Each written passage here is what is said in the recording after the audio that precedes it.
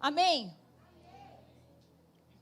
Eu quero que você curve a sua cabeça, feche seus olhos, para que a gente possa agora aqui estar na presença de Deus, para esse outro momento. Quando nós nos deslocamos para o culto, eu sei que você ama Jesus, eu sei que você entende que você não veio receber. Nós viemos entregar algo a Deus, nós viemos dar o nosso coração a Deus, nós viemos colocar diante dEle as nossas vidas. E eu quero te pedir que agora, durante a palavra, a pregação da palavra, você permaneça no mesmo espírito, no espírito de adoração, centrado em Jesus, quebrantado na sua presença, que o seu coração permaneça aberto à pregação do Evangelho. A palavra do Senhor diz que no dia que se chama hoje, não endureçais o vosso coração. Não endureçais o vosso coração. Que o nosso coração possa ser sensível, disponível, desejado, que o nosso coração anseie pelas coisas de Deus. Mais e mais do que você deseja, mais e mais do que você anseia. Por isso, Pai, em nome de Jesus, nós queremos engrandecer o Teu nome por tudo aquilo que o Senhor já fez nesse lugar. Como bem disse o PG, como eu fui também tão visitada pela Tua presença durante a adoração. E eu peço que o Senhor intensifique agora a Tua presença, mas também a nossa percepção da Sua presença. Que nós possamos nos tornar mais e mais conscientes de que o Senhor está aqui, porque o Senhor não mente, a Tua palavra nos garante que onde 2 ou mais se reúnem em Seu nome, o Senhor está presente. E que aquilo que o Senhor colocou no meu coração agora vá de encontro ao coração dos Teus filhos. E Pai, que essa palavra seja uma semente boa a ser guardada, Senhor, e que ela produza o fruto necessário na estação própria. Eu oro, Pai, pedindo que o Senhor me capacite, me visite, me encha. Ah, Senhor Deus, Pai, como eu dependo de Ti. Como eu dependo da Tua presença, como eu dependo do Seu toque, como eu dependo da Sua direção, em total dependência, em total submissão, Senhor, me diminuindo de verdade na presença dos meus irmãos. Eu me coloco, Senhor, disponível, pedindo usa-me essa noite, Senhor.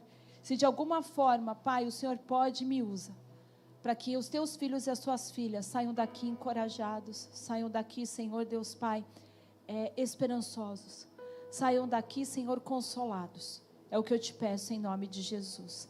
Amém? Glória a Deus. Dê uma grande salva de palmas a Jesus.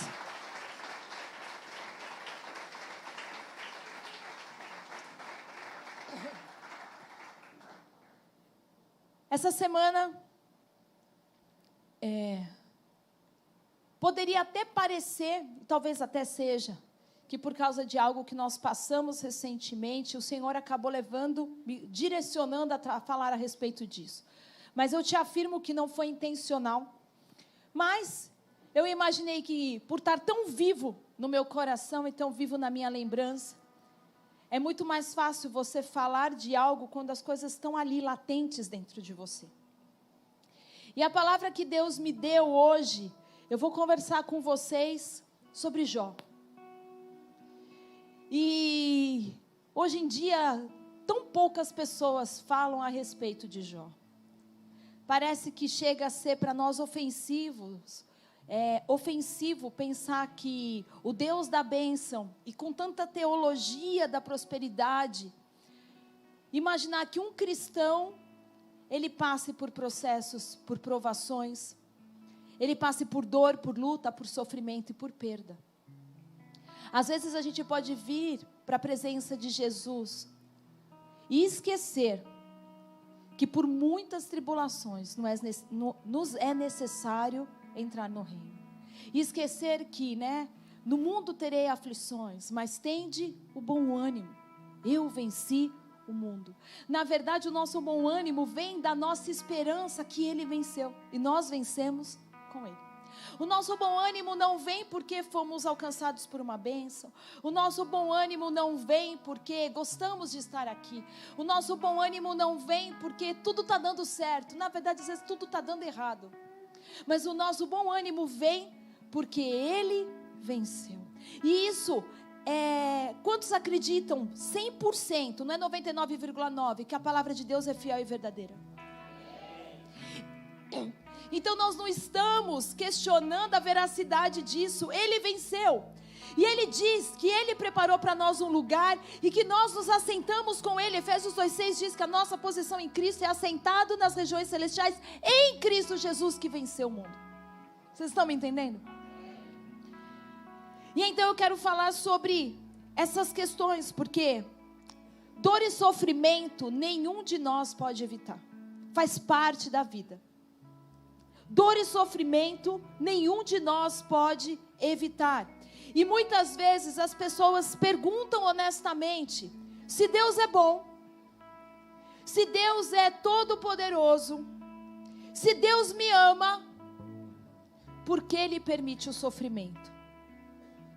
Muitas pessoas e cristãos, quando lidam com situações dificílimas, se perguntam: se Deus é bom, se Ele me ama, por que eu estou sofrendo? Alguém que usa óculos? Que está embaçado. Por favor, a minha vista já está embaçada agora. Vocês oram para mim ser curado, em nome de Jesus. Não importa se você é bom ou mal, todos nós experimentaremos dor e sofrimento. Não é porque você é um cara legal, não é porque você é um bom pai, um bom trabalhador, não é porque você é um bom cristão, não é por causa das suas boas qualificações ou a ausência delas, ou por você de repente ser um tranqueira que passe por dor e sofrimento. Todos nós, seres humanos, a não ser que você seja um alien, um ET, passamos por dor e sofrimento. Faz parte da vida. Diga para alguém do seu lado: faz parte da vida. Agora, como você faz? O que nós fazemos com a dor? O que você faz com a dor? Você sofre ou você nega? Porque é interessante, vamos pensar. Quantas pessoas, quando passam por dor, nós entendemos ou pensamos, cogitamos que não é bom sofrer. Mas eu quero te dizer algo: quando você estiver vivendo um sofrimento, sofra. Viva. Nós estamos no meio de uma geração que se anestesia o tempo todo. A gente está com dor de cabeça, não dá nem 2 minutos, já toma alguma coisa. A gente não quer sentir dor, de forma alguma. Pastor pregou sobre dor. E há muitos anos atrás no meu blog, eu escrevi sobre dor. E eu falei a respeito de quem, por exemplo, tem diabetes, que a dor para ele é uma bênção, porque impede que ele fira o pé num calçado apertado. E muitas vezes a gente não quer, mas a ausência da dor te coloca em muitos problemas. Então o que você faz quando a dor vem? Você nega o que está acontecendo? Ou você sofre? Porque ela é real. A dor é real, ela não é um privilégio. Como que nós passamos por isso? E aí quando eu olho para a minha Bíblia, quando você olha para a sua Bíblia, a dor é real e ela está aqui. Ela fala, a Bíblia fala para nós de muitas pessoas que passaram por processos dificílimos. Agora eu estou vendo. Que passaram por momentos dolorosos. A minha Bíblia e a sua Bíblia não omite nenhuma dessas situações. E Jó está na nossa Bíblia. E a história de Jó é contada aqui. E por que a história de Jó é contada aqui? E por que a história de Jó é mencionada na Bíblia? Por que que ela faz parte? Por que que ele está na galeria dos heróis da fé? Por que que essa história tem relevância? 2022 anos depois e muito mais, porque isso é depois de Cristo. Essa história tem relevância para todos nós. Porque Jó está na Bíblia por um propósito. Há uma razão para estar ali.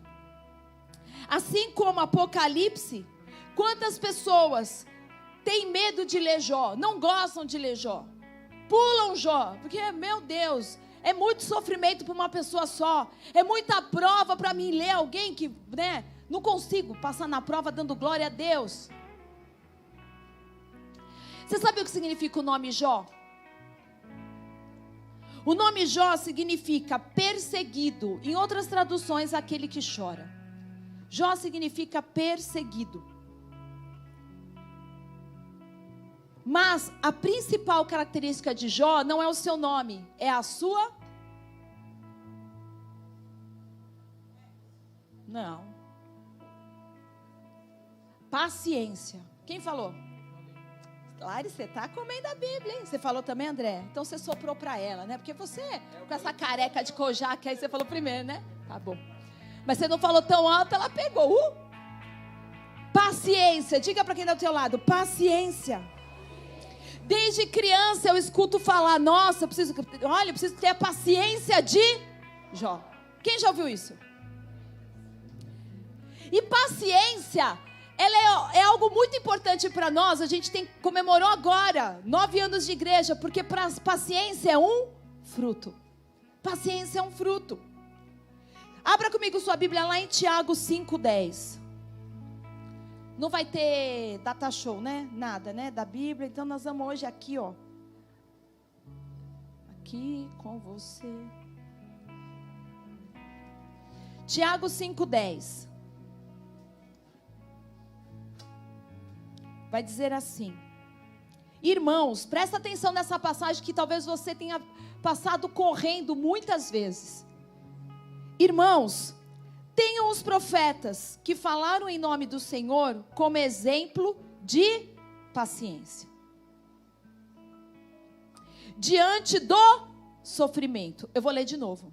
Irmãos, igreja, bola de neve, tenham os profetas que falaram em nome do Senhor como exemplo de paciência diante do sofrimento. Diga assim: paciência, sofrimento. Como vocês sabem, nós consideramos felizes, benditos, bem-aventurados aqueles que mostraram perseverança. Vocês ouviram falar sobre a paciência de Jó e viram o fim que o Senhor lhe proporcionou. O Senhor é cheio de compaixão e misericórdia. Olha só o que nós estamos lendo aqui. Sofrimento e paciência estão conectados. Sofrimento e paciência estão conectados, relacionados. Como você lida com o sofrimento? Tendo paciência. Com todo o amor de Cristo que há no teu coração. Olha para quem está do teu lado e diz assim: tenha paciência. Essa palavra paciência no original grego é hupomeno. Quem que aprende essa palavra? Hupomeno. É a palavra paciência no grego.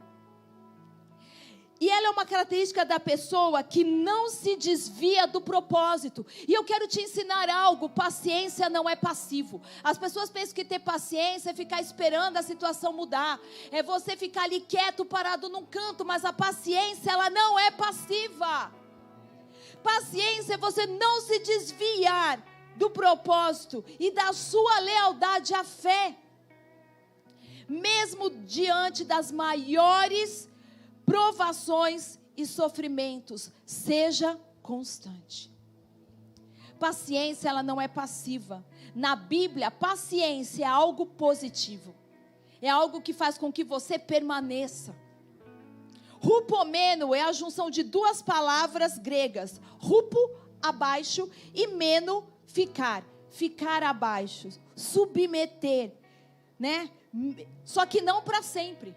Você vai ter a paciência, suportar isso por um tempo.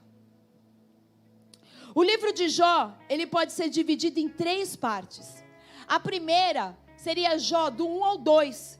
E o que ele vai abordar? O dilema do sofrimento. Por que eu estou passando isso? Jó não sabe o que está acontecendo. Então Jó 1 e 2 é o dilema do sofrimento. Mas também é apresentado algo que Jó não tinha noção, a realidade física e espiritual. Porque o próprio livro de Jó mostra que é real e que o mundo espiritual é tão ou mais real que o físico. Aí nós vemos de Jó 3-37. Não é mais o dilema do sofrimento, é o debate de por que o sofrimento existe. Qual é a razão? De quem que é a culpa? Por que eu estou passando essa situação? Então você vê Jó e seus amigos tentando descobrir as raízes pelas quais as pessoas sofrem. E então nós chegamos no 38-42, que é a resposta de Deus. Na verdade, você vê ali como Deus vai lidar com todos esses questionamentos. Agora eu quero que você abra comigo a sua Bíblia lá em Jó 1. Você abre no meio Salmos e volta. Jó 1. Olha o que vai dizer. Na terra de Uz vivia um homem chamado Jó. Primeira coisa, Jó existiu. Jó é um homem real. Ezequiel vai falar de Jó. Nós lemos agora aqui em Tiago, ele mencionando Jó. Jó não é uma história para poder falar e abordar o sofrimento. Jó foi um homem que pisou na terra, que passou pela terra. Amém? E aí continua dizendo, ele era um homem íntegro, justo, temia a Deus e evitava fazer o mal. Quando olhamos os atributos de Deus, algo precisa ficar claro. Olha o que Jó possuía. Ele era íntegro, ele era justo, ele era temente a Deus, ele se desviava do mal. Não é sobre perfeição, porque Jó não era perfeito. Mas Jó não era perfeito, mas a sua vida era conduzida de forma a agradar a Deus. Ele era íntegro, ele temia, ele se afastava. Não estou falando de alguém que era quase um vice-querubim ungido da guarda. Não era. E se você quer ser alguém que agrada a Deus, ser alguém que anda diante de Deus, Jó, ele vai ensinar para a gente a importância de nós nos arrependermos, a importância de termos condutas a valorizar aquilo que vem de Deus, a ter um coração desesperado pela presença de Deus. E então eu continuo lendo e no versículo 2 vai dizer assim: tinha ele 7 filhos e 3 filhas. Possuía 7.000 ovelhas, 3.000 camelos, 500 juntas de boi, 500 jumentos e tinha muita gente a seu serviço. Era o homem mais rico do Oriente. Jó era rico, Jó era próspero, Jó era frutífero. Ele não tinha um filho não, ele tinha 10. E aí eu continuo lendo e diz para mim assim: terminando, seus filhos costumavam dar banquetes em casa, um de cada vez, e convidavam suas 3 irmãs para comerem e beberem com eles. Terminando um período de banquetes, Jó mandava chamá-los e fazia com que se purificassem. De madrugada, ele oferecia um holocausto em favor de cada um deles, pois pensava: talvez os meus filhos tenham lá no íntimo pecado e amaldiçoado a Deus. Essa era a prática constante de Jó. Sabe o que eu olho? Quem aqui é pai e mãe? Jó era um bom pai. Jó preocupava-se muito mais com a vida espiritual dos filhos do que talvez com a vida financeira. Quantos pais preocupados em permitirem dar, em oferecer coisas materiais? E eu olho para Jó e eu vejo um pai que estava sempre ali vigiando a vida espiritual dos seus filhos. Claro que eu não vou entrar nesse ponto profundamente, que Jó era legalista. Jó era legalista, porque ele oferecia até pelo que eles não tinham feito. Vocês estão me entendendo? Mas, e é por isso que Deus vai ter um tete a tete com ele. Mas ele era um bom pai. E então a gente cai no versículo 6, que vai dizer assim: certo dia, os anjos vieram apresentar-se ao Senhor. Satanás também veio com eles. Ó, a tua surpresa. Que ele vai lá no céu se apresentar junto com os outros anjos diante de Deus. O Senhor disse a Satanás: de onde você vem? Todo mundo sabe. De passear, rodear a terra. Quem ainda não sabe? De perambular pela terra e andar por ela. Disse então o Senhor a Satanás: reparou em meu servo Jó? Não há ninguém na terra como ele, irrepreensível, íntegro, homem que teme a Deus e evita o mal. Então, eu paro para olhar isso, e o que eu percebo? Que o mundo espiritual está sendo descortinado. Satanás, ele fica indo e vindo. Por quê? Porque 1 Pedro 5, 8, 9 diz que nós não demos ocasião ao diabo, porque o diabo fica ao derredor. Ele fica perambulando, ele fica indo e vindo, procurando a quem ele possa tragar. Por que ele fica indo e vindo? Procurando aquele que está dando brecha. Procurando aquele que está dando legalidade. Procurando aquele que está dando um ponto de apoio para ele. Procurando aqueles e aquelas que ele possa tragar. E então, Deus fala, mas você viu meu servo Jó? Você viu? Ele é íntegro, irrepreensível, anda nos meus caminhos. Deus está satisfeito com Jó. Cara, eu quero ser alguém que Deus está satisfeito comigo. Você viu? Será que ele fala assim de você? Você viu? A minha serva Leila, mulher íntegra, justa, temente a Deus, se afasta do mal. Ou será que ele fala? Satanás vai lá e fala assim: e o Senhor viu? O teu servinho Renan? Passeando na balada, na internet, defraudando a mulherada. Só teatro. Não tem legalidade. Amém? Mas qual será que nós somos? Qual é o assunto que Deus tem sobre nós?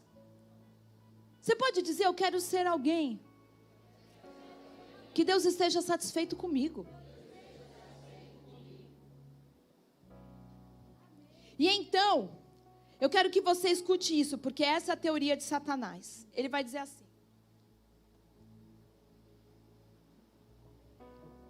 será que Jó não tem razões para temer a Deus? Respondeu Satanás. Acaso não puseste uma cerca, diga cerca, em volta dele, da família dele e de tudo que ele possui? Tu mesmo tens abençoado, diga abençoado, tudo o que ele faz, de modo que os seus rebanhos estão espalhados por toda a terra. Mas estenda a tua mão e fere tudo o que ele tem, e com certeza ele te amaldiçoará na sua face. Qual que é a teoria de Satanás? Jó te ama e te adora por causa de uma coisa: por causa do que você pode fazer por ele. E a gente vê isso na igreja muitas vezes. Pessoas que só conseguem adorar a Deus se está tudo bem com elas. Só se Deus fez algo por elas. Só se Deus mudou a sorte delas. Só se a vida está numa boa. Porque quando está tudo ruim, não conseguem adorar a Deus. Deixa eu te dizer algo. Domingo passado, 4 e pouco da tarde, eu estou me preparando para sair. A gente chega aqui 5 horas da tarde, o Ministério de Louvor. E minha mãe me liga para me avisar que o meu avô faleceu. Se você é um visitante ou alguém que não anda próximo, talvez para você é só o seu avô, mas para mim, ele era meu bebê. Meu avô de 93 anos, ele era um filho para mim dentro de casa. O pastor olhou para mim e falou: vamos subir para São Paulo? E eu disse assim: não, eu vou para a igreja. E vocês todos estavam aqui e nem desconfiaram que eu estava com meu coração partido. Porque eu vim ficar na presença do Senhor. Não porque eu estou feliz com o que está me acontecendo. Não porque eu estou bem. Eu estava dilacerada. E não porque eu sou melhor do que você. É porque eu fiz uma escolha. Gastar a minha vida aos pés dele. A gente canta isso, mas você precisa viver isso. Eu lembro ainda que na hora eu fiz de novo aquele negócio. Hora do abraço. Todo mundo se abraçou. E eu falei assim: por favor, me abrace, Jesus. Porque ninguém imaginava. Talvez se alguém soubesse, alguém tivesse vindo me dar um abraço. E eu mesma naquele momento não tinha um abraço para dizer assim: olha, te amo. Depois sim, que as pessoas acabaram vendo, né, e ficaram sabendo. Mas o que eu quero te ensinar Eu ouço tanta gente vir aqui e falar de fé, e de fé, e de fé, e não tem fé para se pôr no centro da vontade de Deus. Não tem fé para ter um filho, não tem fé para mudar de emprego, não tem fé para começar um negócio, não tem fé para perseverar, não tem fé para adorar mesmo que tudo esteja dando errado. Fé para verdadeiramente ser um cristão. Você sabe que a gente precisa entender que até que Jesus volte, nós servimos a um homem de dores. Quero te ajudar com isso. Diga para quem está do outro lado, homem de dores. Jesus era um homem de dores. Ele vai ser triunfante quando voltar, mas todos nós seremos parecidos com Ele. Vai ter muito sofrimento. É parte da vida.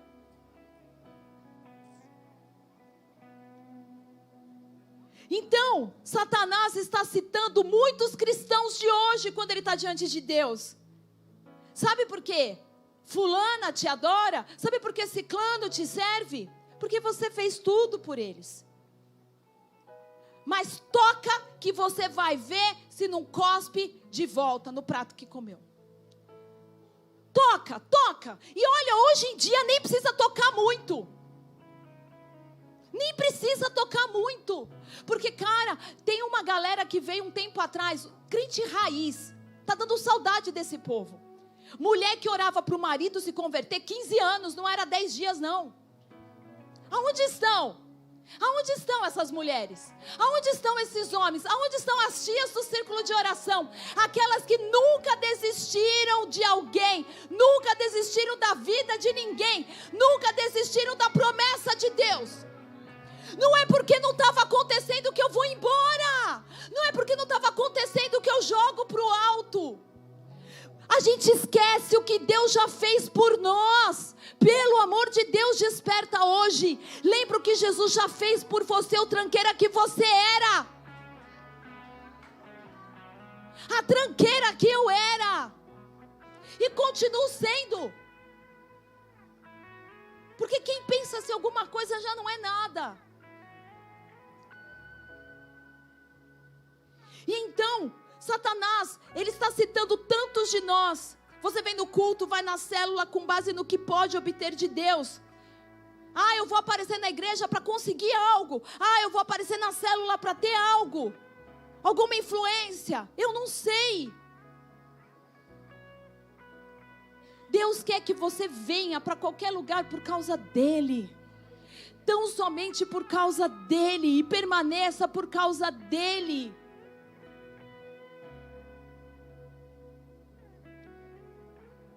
E Satanás destaca: puseste uma cerca. Uau! Puseste, sabe o que ele está falando para Deus? Olha só, você colocou uma cerca, um muro ao redor de Jó. Mas não é só ao redor de Jó, ao redor da família de Jó. E ao redor das finanças de Jó. Sabe o que eu quero te dizer? Anda nos caminhos de Deus, que tem uma cerca ao seu redor. Tem uma cerca em volta da sua família. Tem uma cerca em volta das suas finanças. Tem uma cerca em torno de você. Ele está dizendo: Satanás não pode tocar a gente como ele quer. A gente dá muito ibope pro diabo. Sabe quem dá ibope pro diabo? Quem peca. Porque quem está andando com Deus fala: ó, puseste um muro ao meu redor. Ele só te toca se Deus permitir. Ele só te toca se Deus permitir. Se Deus permitiu, entra no processo. Entra no processo. Eu estou pregando para alguém aqui hoje. No versículo 12. Eu vou precisar de ajuda, gente. Eu não estou enxergando nada. Isso é espiritual. Não é possível. Como de ontem para hoje eu ganhei 3 graus de miopia. Vou precisar que alguém fique aqui comigo. Vai lendo a Bíblia para mim. Pega o microfone, rápido, rápido, rápido, vai. Gente que tem leitura dinâmica. Tu lê bem? Então vai. Se lê mal, não pode ficar condenado, hein? Você tá aqui, eu vou falar próximo, próximo. Tá na Bíblia aí em Jó? Lê o versículo 12. É. Planejar? Agora eu não enxergo nada. Por favor, planejar. Disse o Senhor a Satanás: eis que tudo quanto ele tem está em teu poder. Somente contra ele não estendas a mão. E Satanás saiu da presença do Senhor. Nada pode acontecer a nós sem a permissão de Deus. Diga, nada pode me acontecer sem a permissão de Deus. O mundo jaz no maligno. Sim, ele jaz no maligno. Mas o diabo não te toca se Deus não permitir. Então você lê lá agora, lê para mim o versículo 13 ao 19. Sucedeu um dia em que seus filhos e suas filhas comiam e bebiam vinho na casa do irmão primogênito. Que veio o mensageiro a Jó e lhe disse: os bois lavravam e as jumentas pasciam junto a eles. De repente deram sobre eles os sabeus e os levaram, e mataram os servos a fio de espada. Só eu escapei para trazer-te a nova. Falava este ainda, quando veio outro e disse: fogo de Deus caiu do céu, e queimou as ovelhas e os servos, e os consumiu. Só eu escapei para trazer-te a nova.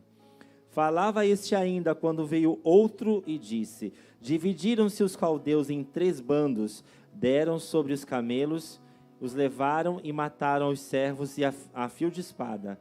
Só eu escapei para trazer-te a nova.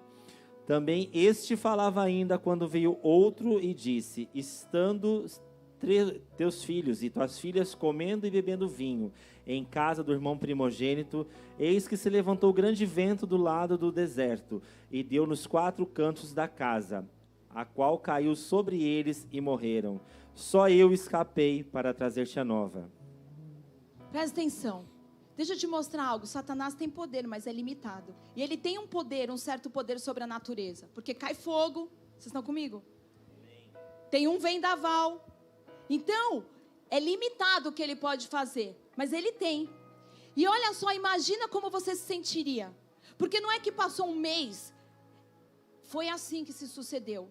Jó está ali, o cara vem e fala: olha, entrou um bando inimigo, matou todo mundo os teus servos, matou teu rebanho. Aí, mal ele termina, já entra o outro: Senhor, Senhor, Senhor, você não sabe o que aconteceu? Olha, caiu fogo do céu e acabou todos os seus camelos. Meu, e camelo no deserto é tudo que você precisava. Mal ele termina: Senhor, Senhor, Senhor, você não sabe? Olha, houve isso, não sei o que, e tudo agora foi por água abaixo. Aí já vem outro: Senhor, Senhor, Senhor. E um vento deu na sua casa e matou todos os seus filhos.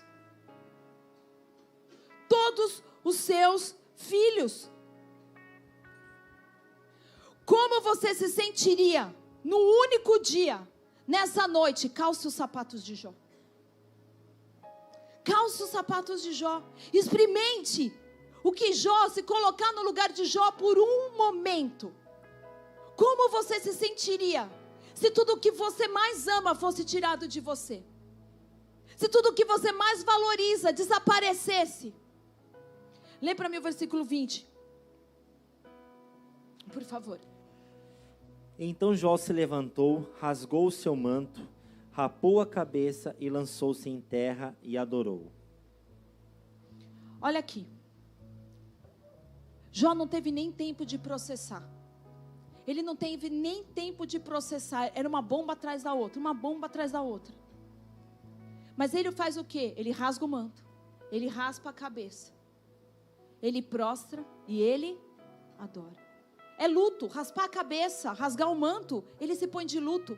Mas não porque ele está de luto, ele deixa de fazer algo. Ele adora. Eu rasguei meu manto, eu raspei minha cabeça, não literalmente. E o que eu fiz quando eu perdi? Eu adorei. O que eu fiz quando Deus levou o Sebastião? Eu vim adorar. Isso daí não é uma qualidade especial de Jó, não é uma qualidade especial minha. É a característica de um cristão de verdade. Você vive o seu luto, mas você adora. Você derrama as suas lágrimas, mas ainda assim, você o adora. Você o adora. Sabe, então, nós lemos que Jó, ele o adora. Quantos de nós, se formos testados, abandonamos Deus, paramos de vir no culto, paramos de ir na célula, paramos de adorar? Não importa, amadureça, o quão triste você esteja, ainda assim, você está perdendo a oportunidade de oferecer a Deus o que é mais precioso, é você não ter razões humanas para adorá-lo e ainda assim escolhê-lo. Quantas vezes está tudo indo de mal a pior e Deus se coloca, eu lembro de uma experiência que eu tive durante a enfermidade do meu filho, que o Senhor depois, me ministrando, eu não sei se eu vou explicar muito bem, mas eu lembro que o Senhor falou para mim assim: filha, no dia que você me adorou com seu filho enterrado, eu me pus de pé para escutar a sua adoração. Às vezes a gente deixa de ter esse momento com Deus, porque você escolhe ficar de mal, numa bad, de birra com Deus. Quando na verdade, Ele é o único que pode pegar toda essa confusão e dar propósito. Ele é o único que pode mudar essa situação. Você pede a oportunidade de Ele, sabendo que você está destruído, Ele se colocar de pé para falar assim: não, hoje eu vou me levantar para ver a minha serva me adorando.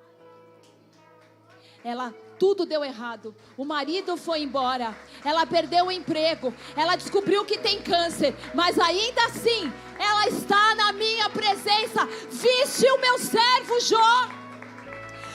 Queridos, escuta algo, Deus diz aqui nessa palavra, que quando você é capaz de adorá-lo, com todas as razões do mundo para não fazê-lo, Ele vira para o teu inimigo, o teu arqui-inimigo, e não é o coringa e não é outro não, é o diabo, o capiroto, o lazarento, o que você quiser chamar. E fala: você viu a minha serva Vanessa? Você viu o meu servo fulano, ciclano, não sei o teu nome, todo mundo, você sabe se você é alguém que Deus está falando isso a seu respeito. Jó adorou. Quantos estão dizendo: chega, esquece, para mim deu? Mas pessoas como Jó são diferentes. Elas adoram. E uma das maiores evidências do cristianismo, é a forma como nós lidamos com o sofrimento. As pessoas sabem que você é diferente pela maneira como você lida com a dor. É aqui que a gente separa quem ama Jesus de quem não ama. Porque passar por dor, todo mundo passa. Passar por sofrimento, todo mundo passa. Pensar em desistir, todo mundo pensa. Mas é a forma como você lida, dizendo assim: olha, pode me bater da direita, 1000 cairão ao meu lado, 10.000 cairão à minha esquerda, mas eu não serei atingido. E ainda que eu vá para cá, ainda que eu vá para lá, o Senhor vai me erguer de novo. Ele vai te erguer de novo.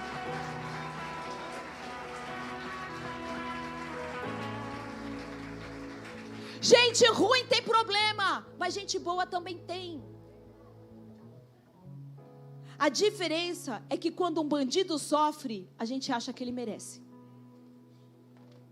Essa é a diferença. A diferença é que quando o picareta sofre, você fala: bem feito, merecia. Passou a perna em todo mundo, queria o quê? É Deus pesando a mão. Oh, língua. E aí quando você passa, você acha que é injusto. Injusto. Quando gente do bem sofre, nós achamos injusto. Não tem fundamento. Sabe por quê? Porque o sofrimento, ele remove o fundamento sobre o qual você está firmado. Quando é areia, ele vem, na verdade, ele vem para balançar o fundamento sobre o qual você está firmado. Se for areia, você vai achar que está sendo injustiçado. Presta atenção. Se você está firmado na rocha quando sofre, você não se sente injustiçado. Mas se você está firmado numa areia, você se sente automaticamente injustiçado. Porque você não está firmado em Cristo.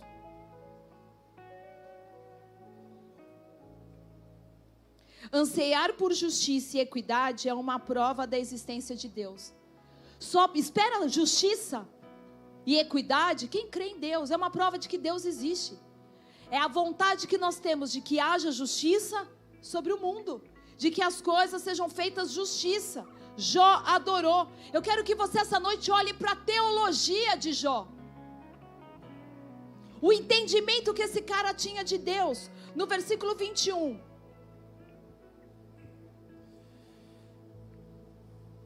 E disse: nu saí do ventre da minha mãe, e nu voltarei. O Senhor o deu e o Senhor o tomou. Bendito seja o nome do Senhor. Olha a teologia desse cara. Para Jó, toda boa dádiva vem de Deus. Tudo que eu tinha foi Deus que me deu. O meu marido, a minha filha, o meu ministério, meu Jeep Compass. Suei para ter, mas tudo vem de Deus. Toda boa dádiva vem de Deus. A gente não tem que ter vergonha de contar aquilo que a gente ganhou honestamente. Tem que ter vergonha de falar aquilo que você ganhou de uma forma errada. Jó não perdeu a paciência. Ele continuou seguindo Jesus. Então aqui poderia soar o ringue. Bam! Round 1. Temos um vencedor. Quem que venceu o round 1? Round 1, né? Quem venceu? Jó? Que Satanás? Quem que fala Satanás? Meu filho, você está dormindo na minha pregação? Quem venceu o round 1? Jó, diga Jó. Agora começa o round 2. Vamos ver se você está ouvindo, que eu vou soltar mais dessas. Diabo tem novidade? Não. Não, fala não. Não. Essa é a estratégia dele. Ele vai bater na mesma estratégia. Versículo 4, vamos rápido, porque vai começar de novo. Os filhos de Deus foram se apresentar diante de Deus e Satanás foi com eles. Deus vai perguntar: Satanás, de onde é que você veio? Ele vai falar: de passear e rodear a terra. E aí ele fala: viste meu servo Jó, homem íntegro, bom, irrepreensível, correto nos meus caminhos, que abomina o mal. E aí, versículo 4. Você põe de velho? 2, 4. Então Satanás respondeu ao Senhor: pele por pele, e tudo quanto o homem tem dará pela sua vida. Olha a teoria de Satanás: sem bênção, sem adoração. Quanta gente se aproxima apenas para obter algo: seu dinheiro, sua pureza, sua santidade, sua influência. Se não conseguem, eles vão embora. Apenas interesse. Quanta gente que nós conhecemos. Aí no versículo 6, olha o que ele vai dizer. Disse o Senhor a Satanás: eis que ele está em teu poder, mas poupa-lhe a vida. Porque Satanás tem o poder, mas é limitado. Deus te fala assim: olha, ele está nas tuas mãos, mas você não vai tirar a vida dele. Porque o que Satanás vai dizer? Embora Satanás não tenha conseguido fazer Jó amaldiçoar a Deus, ele obtém sucesso com quem? Com quem que Satanás prospera? Com quem? Alguém falou? O que você falou?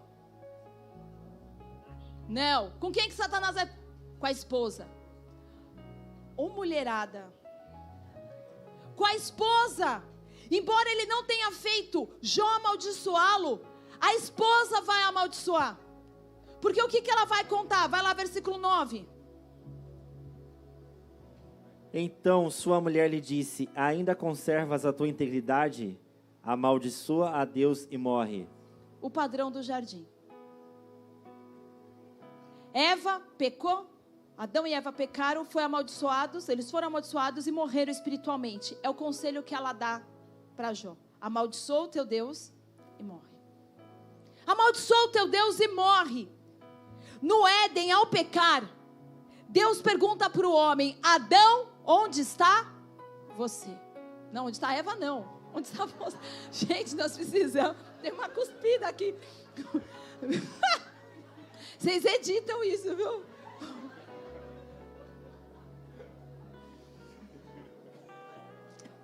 Mas a pergunta de Deus, estava implícito isso, né? Onde você estava que você não olhou sua mulher, né? Adão, onde está Eva? É mais ou menos isso.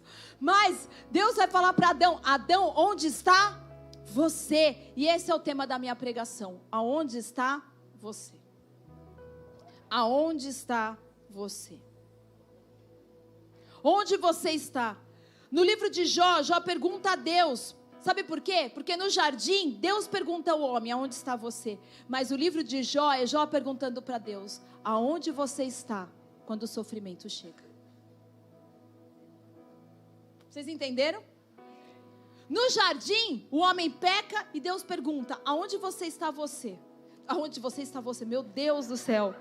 Gente do céu, hoje está uma beleza. A intercessão deve estar tomando café. Fala para eles orarem. Olha só. Aonde está você? Vocês estão rindo, eu vou botar vocês aqui tudo na frente só para interceder por mim. Então ele vira. Quando eu olho o livro de Jó, eu vejo um Jó perguntando para Deus a mesma coisa. Aonde está você, Deus? Quando eu estou passando por isso. Aonde estava o Senhor quando meu filho morreu? Aonde estava o Senhor quando eu recebi esse diagnóstico? Aonde estava você quando eu pensei em me matar? Aonde estava você quando meu pai me abandonou? Aonde está você, Deus, quando eu fui abusada? O livro de Jó, somos nós perguntando para Deus, aonde você está? Aonde o Senhor está?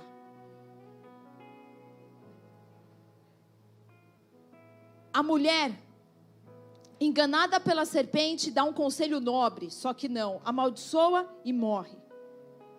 Satanás sempre usará quem está perto para te fazer desistir. Às vezes, é a pessoa mais próxima de você, que você fala, para mim chega, e a pessoa fala assim, para mim também.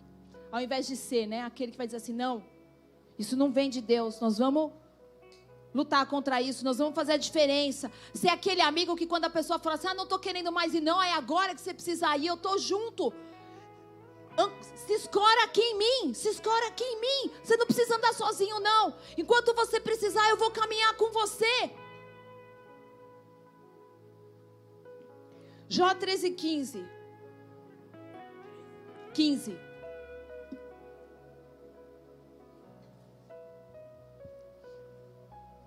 Tu saiu de Jó?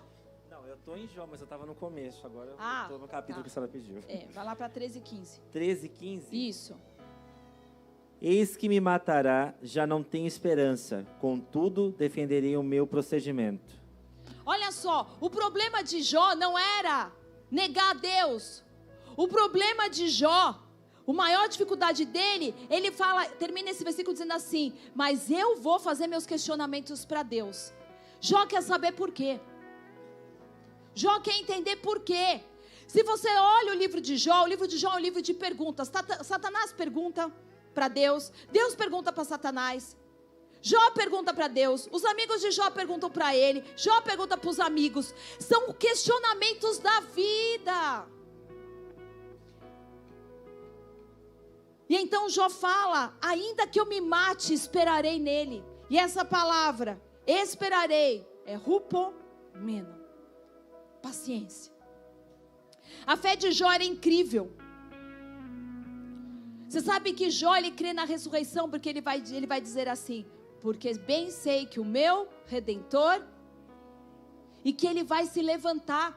Ele fala, ele vai se levantar dentre os mortos. Jó cria na ressurreição. A fé de Jó o leva a permanecer, ainda que não compreendido. Você pode confiar em Deus, porque a sua fé não está ancorada nas circunstâncias. Se a sua fé está firmada nele, não importa o que esteja acontecendo, você pode confiar em Deus. Queridos, existem situações que nós vivemos que são terríveis. São terríveis. Coisa que você fala assim, ninguém nessa vida tinha que passar por isso. Ninguém nessa vida tinha que experimentar por isso. E por mais empatia que você tenha, me perdoa, mas se você não passou por isso, você não consegue nem dimensionar o tamanho do buraco. Só dá para alguém falar, eu entendo o que você sentiu. Quem perdeu um filho, a única pessoa aqui que pode falar a mesma coisa para mim é a Cris. Sabe o que é pegar um filho, um sonho, alguém que você ama? Você sabe o que é virar as costas num cemitério? E deixar ali e falar, acabou. Como eu volto? Como você olha o quarto? Como você olha os sonhos? Claro que quando a gente tem Jesus, você tem que ter uma perspectiva diferente. Vocês estão entendendo? Mas existem coisas terríveis que as pessoas passam. E tem coisa muito pior do que a que eu passei. Tem gente que perde a família inteira num acidente de carro. Não enterra um, não, enterra 3. Como que você continua? Você sabe que toda vez que eu penso nisso, me inspira as igrejas na Ásia. Tem um pastor, tem um livro que eu amo, se chama Freak Jesus. Acho que é. Eu esqueci o nome. Cadê o pastor? Mas é uma coisa assim. Eu sei que a tradução é Loucos por Jesus. Jesus Freak. Loucos por Jesus. E conta a história de um pastor que enquanto ele pregava, porque se você não fizer uma boa escolha, eu não vou deixar de falar, dia 30 aí pode ser o nosso próximo destino, tá? Eles entraram lá para acabar com o culto, pegaram o bebê no colo da pastora e jogaram pela janela. Aquela pastora levanta, acho que foi na Coreia ou na China, pega aquele bebê morto e volta para o culto. Calça os sapatos dela, pega o seu filho morto e volta para o culto. A gente fez uma encenação no Imersão sobre a igreja perseguida. Sabe o que a maior parte da gente descobriu? Primeiro, eu não estou pronto para morrer por Jesus e não estou pronto para perseguição. Eu não estou pronto para ver. Então Satanás, ele vira e fala assim, olha, não tem nada que o homem mais rápido te amaldiçoe do que pele por pele. E algumas pessoas dizem que as pessoas até conseguem continuar a vida depois de uma perda. Você se acostuma, você se adapta. Se acostuma não, mas você se adapta e a vida tem que continuar. Mas toca nele mesmo. Quando a dor é em você, blasfema. E então o diabo fala assim, não vale só tocar em tudo que ele tem. Toca nele, que você vai ver que rapidamente ele vai olhar para você e dizer assim, eu não te quero mais.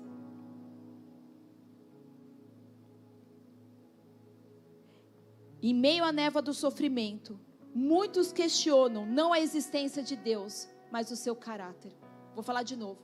Em meio à névoa do sofrimento, muitos não estão questionando se Deus existe ou não. Você sabe que Deus existe, mas você está questionando o caráter de Deus. E a minha pergunta para você nesse lugar essa noite é: em que tipo de Deus você crê?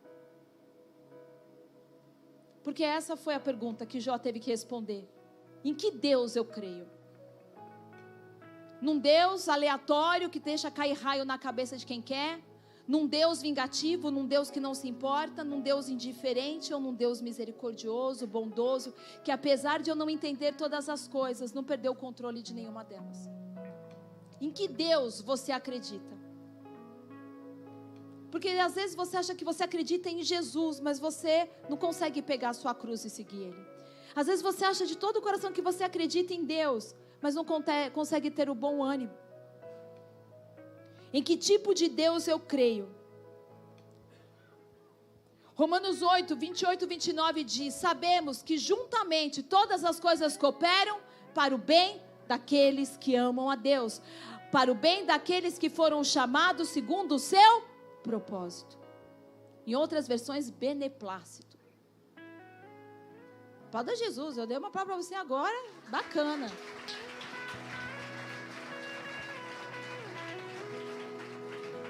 É por causa dessa promessa, é por causa de promessas como essa que estão nas nossas Bíblias que nós permanecemos, porque nós sabemos que juntamente todas essas coisas de alguma maneira cooperam para o meu bem, para o bem daqueles que foram chamados segundo o seu propósito.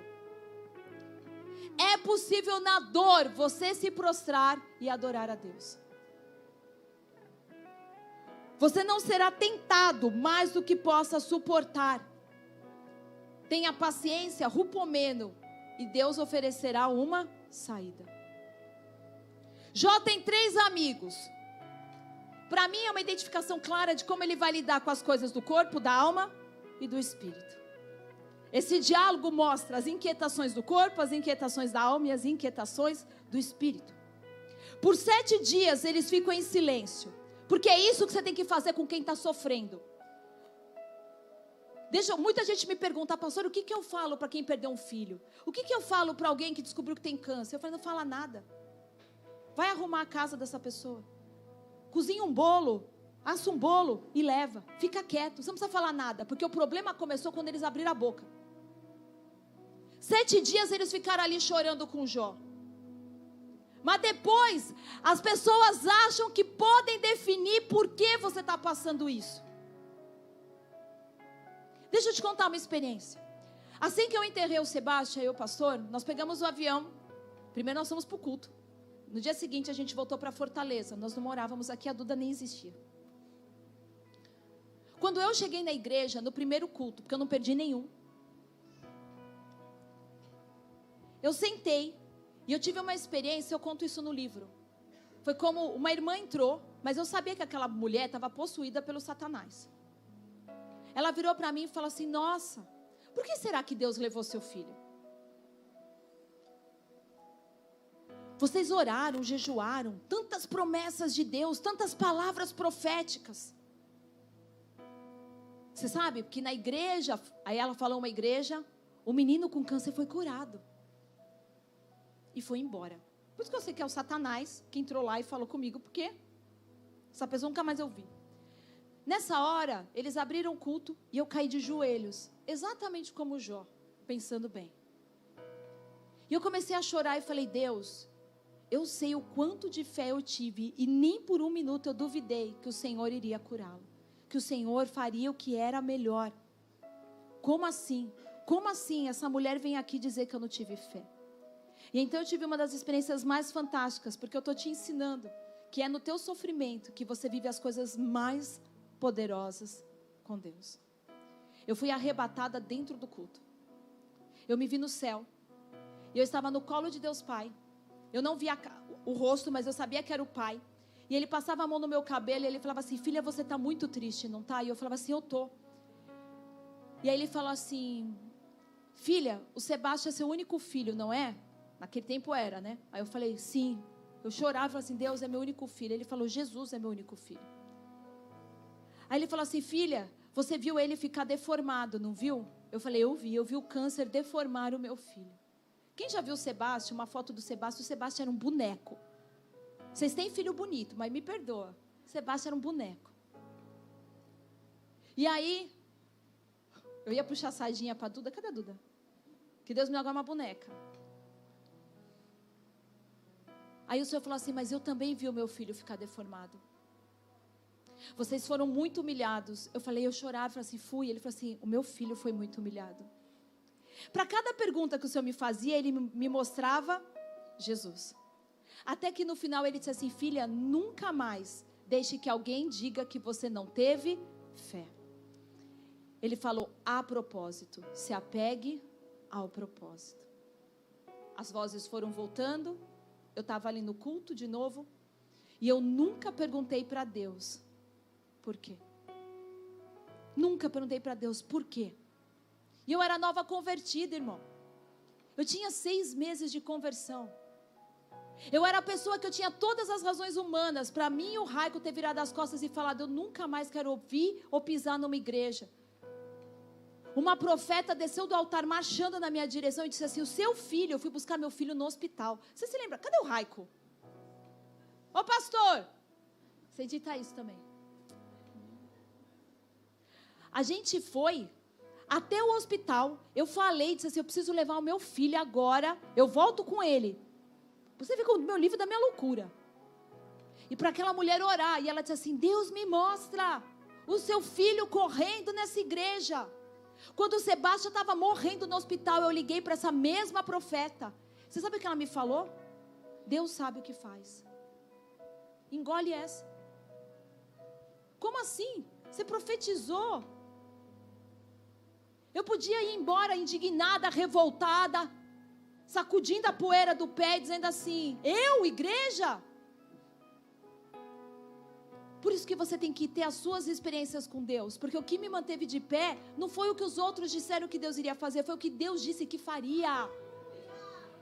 Foi o que Deus disse para mim que faria. Como você lida com o sofrimento? Que tipo de Deus você escolhe acreditar? Um Deus que está irado com você, ou um Deus que te ama tanto? Queridos, a palavra diz que Cristo, Jesus, o amado da minha alma, aprendeu a obediência através do sofrimento. Como nós, que amamos a Cristo, queremos viver alienada a isso, sem experimentar o sofrimento. Jó defendeu-se o tempo todo dizendo que era contrário à opinião dos seus amigos. Quantas vezes ele fala, olha, os amigos dizem assim, porque os amigos começam a deduzir o que está acontecendo com Jó. Um chega e fala assim, ó, você está assim porque você pecou. Você está passando isso porque você fez algo errado. E Jó diz, mas nem sempre as coisas ruins acontecem porque a gente peca. Elas simplesmente acontecem. Ah, era tu o culpado. Amada igreja, o pecado causa sofrimento. O pecado causa sofrimento. Mas nem todo sofrimento é pecado. O pecado causa sofrimento, mas nem todo sofrimento é pecado. Sofremos por conta da desobediência. Existia uma coisinha enfiada no coração de Jó que nem o próprio Jó, Gustavo, sabia. Sabe o que é? O pecado que mais bem se esconde dentro de nós: orgulho. Jó é um livro, quando Deus me deu essa revelação, que nós estávamos estudando sobre Leviatã. Por que Leviatã é mencionado várias vezes no livro de Jó? Porque Leviatã é um principado ligado ao orgulho. Deus precisa de 42 capítulos para fazer Jó aceitar que ele era orgulhoso. Que ele tinha essa raizinha no coração dele. A remoção da doença do orgulho é a coisa mais amorosa que Deus pode fazer por nós. Jó nos desafia em inúmeros aspectos. Ainda seremos bons, ainda seremos retos, ainda seremos fiéis, ainda dizimaremos, ainda seremos generosos, mesmo quando a bênção cessa. Eu ainda vou permanecer, mesmo quando tudo parece Deus está em silêncio, porque eu vou te dizer uma coisa, não tem algo que desespere mais alguém que ama a Deus do que o silêncio de Deus. É ou não é? Você quer ver um crente ficar doido, pirado na batatinha? É Deus ficar em silêncio. Você começa, eu estou em pecado, Deus não me ama mais, Deus me esqueceu, Deus não me usa mais, eu não sei o que aconteceu, a glória se foi, a gente entra na vibe do Icabode. Foi-se a glória, acabou. Deus em silêncio é a maior tortura que um crente de verdade pode viver. A gente não entende quando Deus, ele desliga o Wi-Fi. É que nem você, quando cai, a Optinic não tem mais, e você fica sem WhatsApp. Fica tudo doido, vocês ficam ou não fica? Vocês ficam tudo doidinho. O pessoal desespera. Gente, vocês estão sem internet, faz até fogueira. Gente, vocês estão sem internet. É tão doido que você fica no ponto de ônibus para pegar o Wi-Fi da prefeitura. Agora imagina que na vida espiritual é a mesma coisa. Quando Deus cai a conexão do Wi-Fi, fica ali conectando. E nada.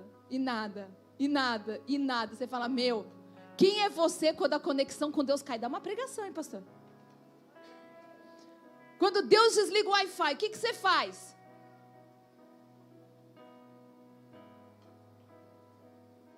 E então vem todos os amigos. Mas aí vem um cara muito legal.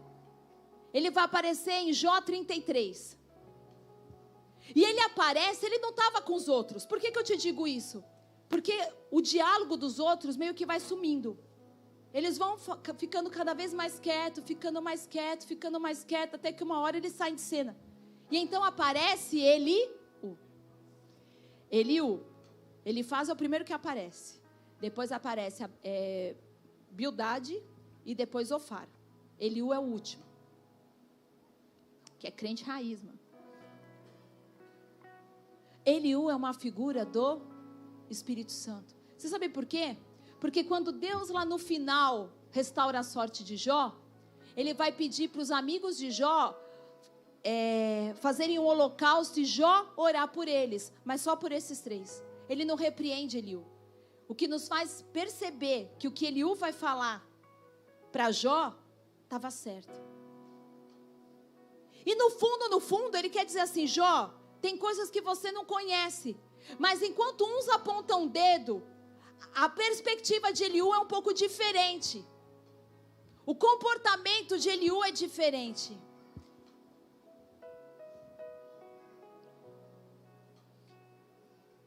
Porque os amigos vão dizer para Jó, ele faz Bildade e Zofar: antes de começar a sofrer, você deve ter pecado.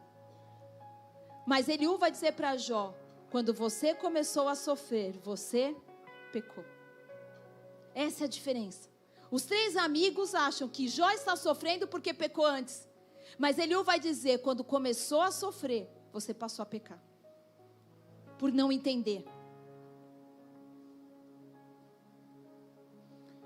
Jó, ele bate boca, ele argumenta com todos os 3, mas ele não fala uma palavra para Eliú. Eliú expõe a arrogância e o orgulho de Jó. Você pode ler lá em Jó 33, versículo 17, 35, 2. Você vai ver ele dizendo assim: expondo o orgulho e a arrogância. Jó 33, 14 e 19. Depois você lê isso, vai dizer que Deus fala ao homem, tanto em visões noturnas como no sofrimento. Deixa eu te dizer de novo. Sabe uma das maneiras como Deus fala conosco? Não é só com visão, não é só com sonhos, não é só com palavra profética. Segura essa: Deus fala conosco com sofrimento.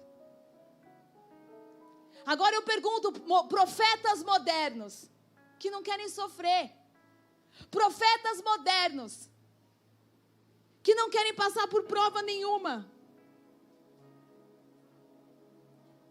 Deus começa a entrar na história em Jó 38. E aqui o negócio é lindo. Você tem que ler Jó 38, porque Deus deixou a coisa andar, os amigos falarem, todo mundo dá opinião, até uma hora que ele fala assim: me responde se é que você pode. Meu Deus. Tu imagina Jesus, Deus, falar assim com você, Pri? Me responde se é que você pode.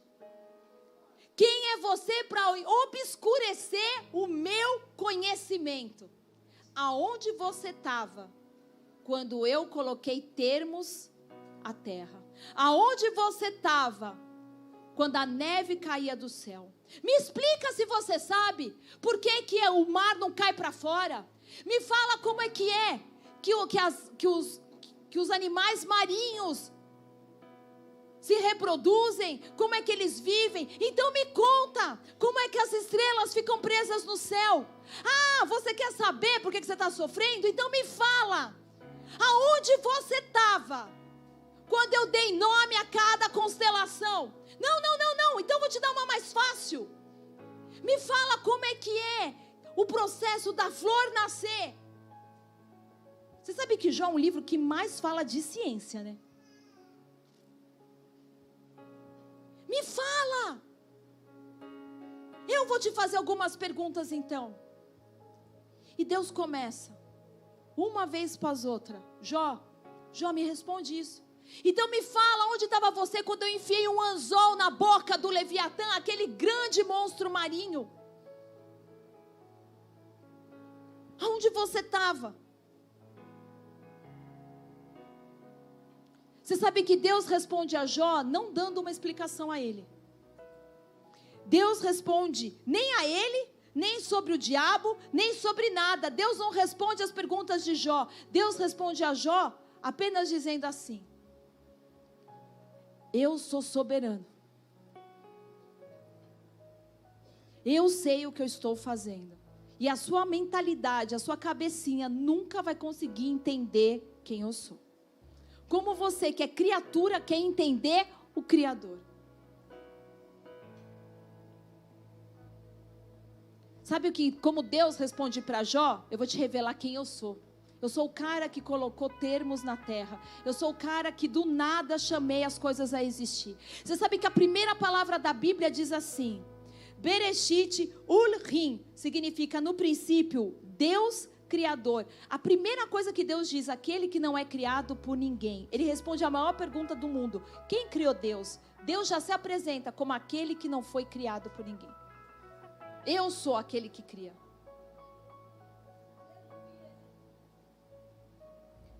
Sabe o que você precisa aprender essa noite? Que o sofrimento, ele gera intimidade. Uau, isso é lindo. O sofrimento, ele gera intimidade com Deus.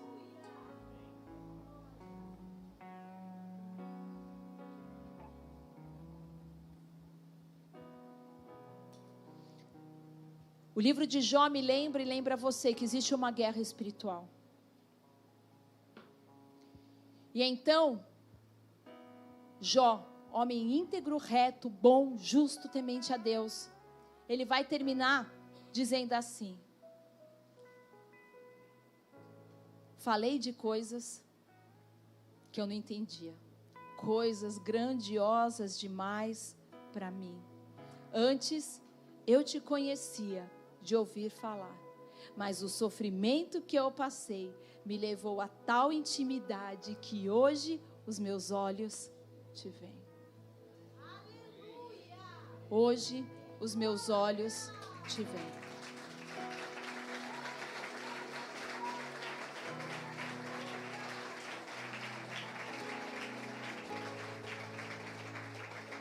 A gente precisa decidir o que quer de Deus, né? Porque a gente fala: Senhor, eu quero mais intimidade. Às vezes você está em um processo da azeitona, de tirar, até o caroço está sendo moído. E ao invés da gente se alegrar e dizer assim: mas eu vou sair desse lugar tão BFF de Deus. Porque Abraão era amigo de Deus. Não é errado você querer ser best friend de Deus. João, o discípulo amado, era BFF de Deus. Claro que não é BFF, porque Jesus não é, ele era raiz, homem raiz. Assim, meu, que é isso, BFF? Mas João tinha uma intimidade com Jesus que os outros não tinham. Tem coisa que os 70 viram. Tem coisa que 24 viram que os 70 não viram. Tem coisas que os 12 viveram, que os 24 não viram e os 70 nem sabiam. Tem coisa que 3 estiveram juntos na transfiguração, Pedro, Tiago e João, que os 12 discípulos não viram, os 70 estavam pregando o evangelho em algum lugar, e a multidão então estava procurando mais um novo pregador que lhes desse peixe. Mas existiu um que perseguiu a Cristo de tal forma que reclinava a cabeça no peito. De repente você está vivendo um processo tão difícil, e tudo que Jesus está te trazendo é para mais perto. Você já parou para pensar nisso? Que assim como o meu me pôs no colo de Deus, é a mesma coisa que o Senhor quer fazer com você. Te pôr no colo e dizer assim: olha, Jesus viveu cada uma dessas coisas. O meu filho também passou. Gente, o kardecismo não pode fazer isso por você. A Umbanda não pode fazer isso por você. E eu nem estou falando se está certo ou está errado. Porque eu parto do princípio que você está aqui, você sabe o que é certo e o que é errado. É porque apenas Jesus se identifica com cada uma das nossas mazelas. Você está sendo traído? Jesus foi traído. Você foi roubado? Jesus foi roubado. Você foi humilhado? Jesus foi humilhado. Você ficou doente? Jesus ficou doente. Você percebe? Qualquer coisa que você passe nessa vida, Jesus está ali dizendo assim: vinde a mim, você que está cansado, você que está sobrecarregado, e você vai encontrar descanso para a sua alma. Vinde a mim. De maneira alguma eu vou lançar fora aquele que vem até mim. Mas a gente não pode viver pela fé do outro. Você tem que ter a sua vida com Deus. Você tem que ter as suas experiências com Deus. E você tem que olhar para aquilo que você está vivendo agora como uma rica oportunidade de ser alguém mais próximo de Jesus. Curva a tua cabeça, feche os teus olhos. Eu quero ler para vocês o prefácio do meu livro. Eu vou pedir para trazer a ceia. Você sabe que quando Deus restaurou a sorte de Jó, a palavra de Deus vai dizer que ele recebeu em dobro tudo o que ele tinha. Se ele tinha 500 ovelhas, ele recebeu 1.000. Se ele tinha 5.000 camelos, ele recebeu 10.000. Mas quando chega nos filhos, Jó tinha 10 filhos, 7 homens, 3 meninas. A Bíblia vai dizer que ele tem de novo 10 filhos. Preste atenção agora. Por que os filhos não foram em dobro?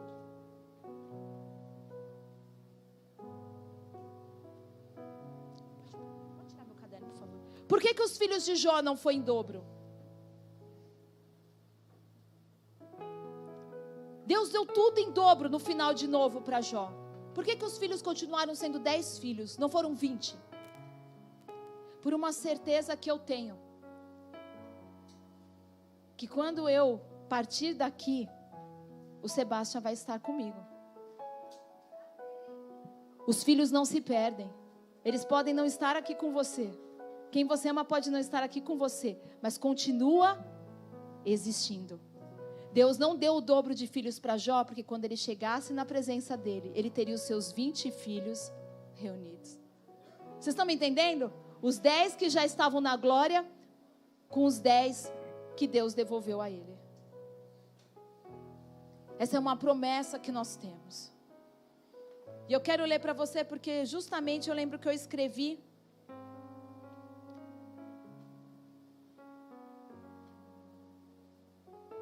E mencionei sobre Jó. Meu nome é Vanessa. E isso não diz nada. Não descreve quem eu sou, o que penso e o que sinto. É apenas um nome. E nesse culto poderia me apropriar temporariamente do nome de Jó. Em diversas ocasiões me senti como ele. Em inúmeras situações olhei para as pessoas à minha volta, com toda a sua luta, toda a perda, que se assemelhava à vida desse homem. E muitas vezes eu ouvi os mesmos conselhos. Nos sentimos assim quando o inesperado bate a porta. Quando o nosso mundo fica de cabeça para baixo. O que mais nos perturba no sofrimento não é a dor em si. É o fato de acharmos imerecido, infundado, injusto. Processos de dor nos levam a questionamentos profundos. É a afronta. Eu fiz tudo certo. Por que eu? Por que meu filho? Não pretendo ensinar a ninguém como viver alienado ao sofrimento, como superá-lo. Não ambiciono isso. A dor, quando colocada na perspectiva correta, é capaz de criar um profundo vínculo com Deus. O Deus dos céus e da terra, Criador de todas as coisas, um dia criou você. E Ele não está apenas fora de nós em tudo que contemplamos, mas dentro. O medo, a dor e a perda são vendavais, que giram tão rápido, invertendo as nossas prioridades, confrontando os nossos modos de vida, por fim, nos fazendo olhar para dentro. São nessas ladeiras da adversidade que muitos encontram Cristo. Eu encontrei Ele numa delas. Alguns olharão desconfiados, outros se encherão de revolta, muitos se encherão de fé. A narrativa de Jó na Bíblia nos expõe não apenas aos questionamentos desse homem, mas às explicações cheias de religiosidade e legalismo dos seus amigos, amigos que a gente conhece muito bem. Explicações simplistas ou disfarçadas de falsa comiseração. Ah, foi melhor. Deus sabe o que faz. Estava sofrendo, né? Descansou. Fala isso para alguém que está enterrando um filho. Descansou. Por que não descansou você? Somos os amigos de Jó todos os dias, dando explicações simples para dores profundas. Nem sempre a adversidade é punição. Nem sempre a enfermidade é sinônimo de pecado. Cristo disse aos discípulos, porque ele nasceu cego? Quem pecou? Ele ou seus pais? Jesus disse, nenhum deles pecou. Isso aconteceu para que a obra de Deus fosse manifesta. Porém, quando nossas palavras visam apenas oferecer teoria sem condescendência alguma, elas são desprovidas de honesta compaixão. Estamos padronizando a dor como padronizamos Deus.